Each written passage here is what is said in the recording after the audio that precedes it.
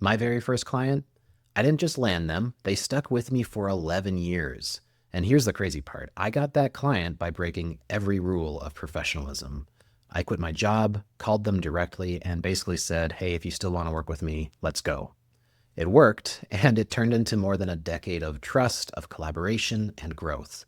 And today I'm going to take you back to the exact moment it happened, the mistakes I made, the things I did right, and the moves you can make to land and keep your own dream clients.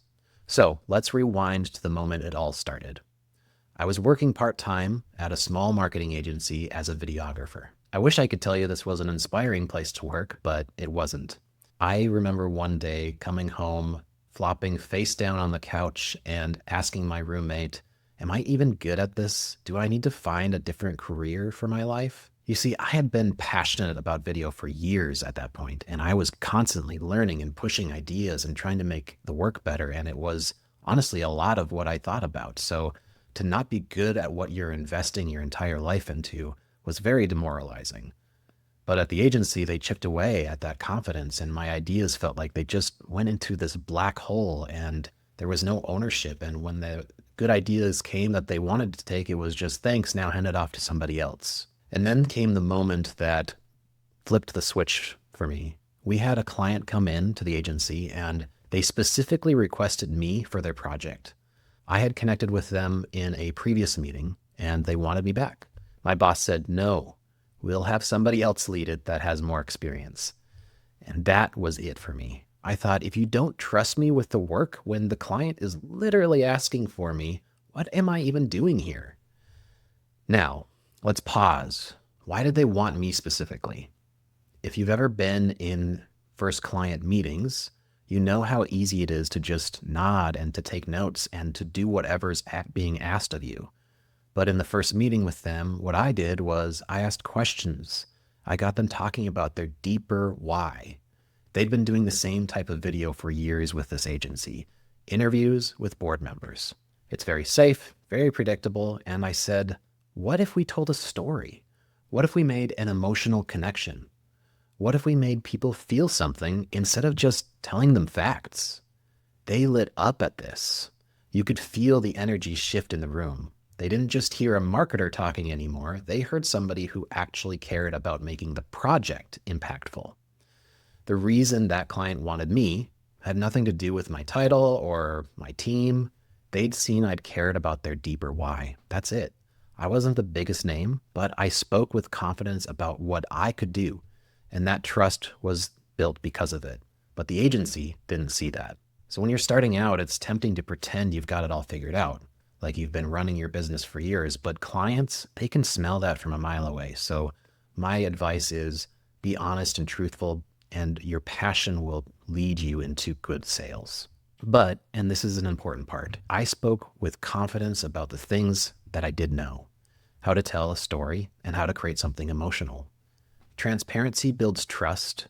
Confidence builds belief. You need both of these things. Before all of this happened, I wasn't actually planning on quitting. But that moment of being brushed aside, it was too much for me. I was angry that they didn't trust me, and I was finally recognizing that I was good at this, even if they didn't see it and they were holding me back. I called the client's office that same week and asked if they would meet with me separately away from the agency.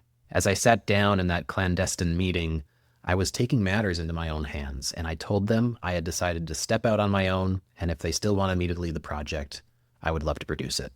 And they said yes. One of the things I'd highly recommend is to sell in person whenever possible because of this first experience I had. I didn't land that deal in a call, and I don't think I would have if I had just tried to call them and land it.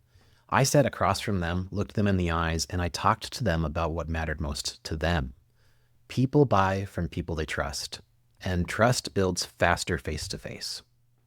In our world of emails and DMs, it can be easy to try to close the deal right from your computer and your desk. But here's the reality. It's harder for somebody to say no when they've looked you in the eye and made a genuine human connection. If you have the option to be in person, take it.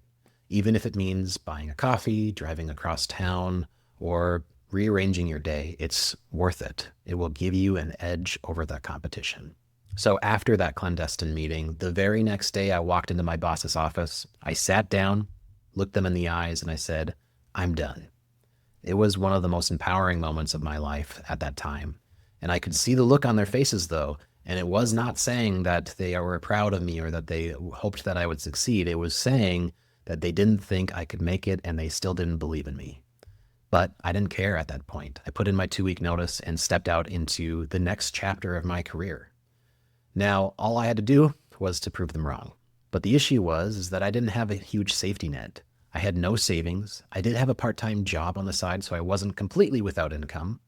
But I still had to pay rent and get food and have living expenses like a normal person. And honestly, that little bit of fear of making rent mixed with the desire to prove my boss wrong was fuel for me. I had to make this work. But the thing was, I also didn't have a sales process when I met with the client. So I didn't have this closing strategy. I just knew roughly what the agency had charged for projects like this. I did some back of the napkin math and threw out a project price to the client. None of it was grounded in what I needed to charge to make this profitable or to pay my bills or anything. And I want to say, when you're starting off, that's okay, but don't stay in that framework. You need to figure out pricing quickly unless you want to keep your passion a side hustle and not be able to replace your day job with it. So if you're not sure what to charge, a good rule of thumb to start with is double it. Underpricing is one of the fastest ways to burn out. I didn't know it then, but I was basically working for about $10 an hour when I did the math. Jumping ahead a bit, after learning that lesson the hard way, I then created a detailed tool that actually calculated my real hourly rate to charge. It takes into account insurance, taxes, living expenses, equipment, the works. And I used that spreadsheet for years. I'm going to give it to you for free. I'll put a link to the Google Sheet in the description down below.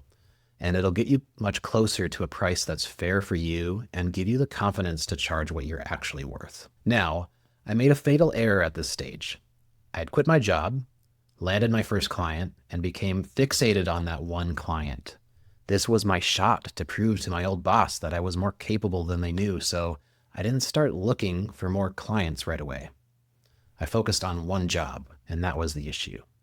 This is a mistake I've seen many times. People land a hot lead and stop looking for other opportunities.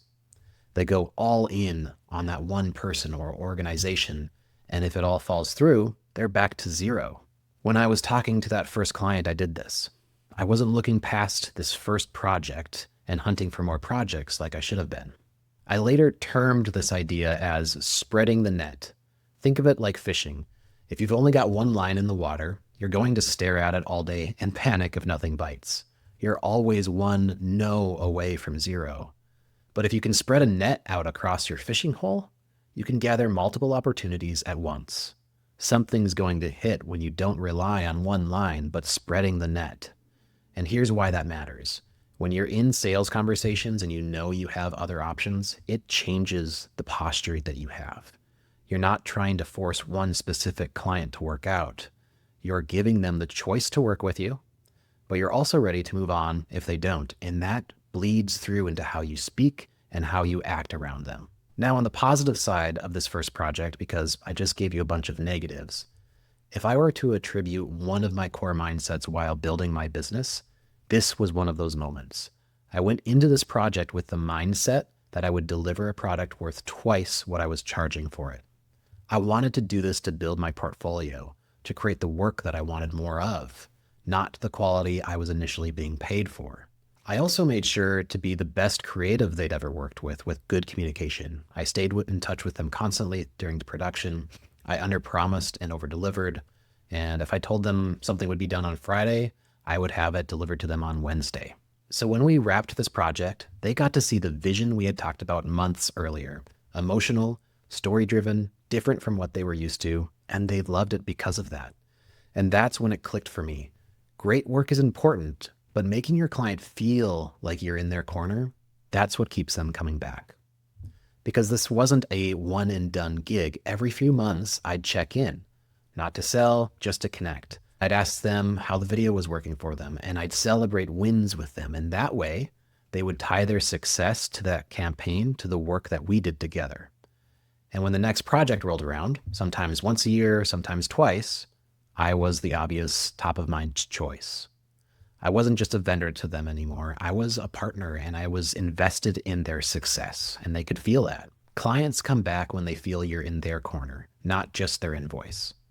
Over the years, that same annual project grew from the first $900 to about $20,000 a project.